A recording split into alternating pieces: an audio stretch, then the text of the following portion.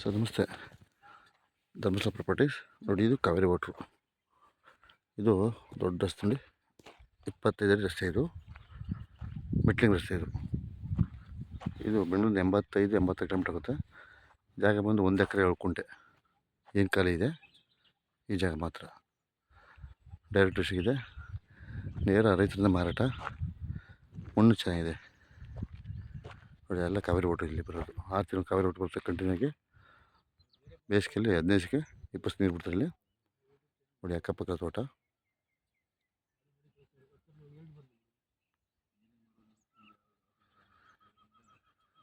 Direct ಇದೆ. ಇದು Kanakapura main ರೋಡಿಂದ ಒಳಗಡೆಗೆ 1.5 ಕಿಲೋಮೀಟರ್ 2 ಕಿಲೋಮೀಟರ್ ಆಗುತ್ತೆ ಅಷ್ಟೇ. 2 ಕಿಲೋಮೀಟರ್ ಜಾಗಕ್ಕೆ 2 ಕಡೆ ರಸ್ತೆ ಇದೆ. ಇದು ನೋಡಿ, ಆ ಕಡೆ ರಸ್ತೆ ಇದೆ, ಹಿಂದೆ ರಸ್ತೆ ಇದೆ. ಆ ಕಡೆ 25 ಅಡಿ ರಸ್ತೆ, ಇದು 25 ಅಡಿ ರಸ್ತೆ. ಡೈರೆಕ್ಟ್ ಇದೆ.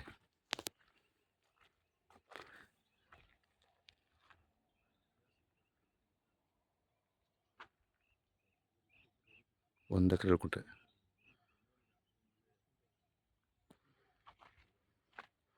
ಕಾವೇರಿ ರೋಡ್ ಬರುತ್ತೆ ಇಲ್ಲಿ.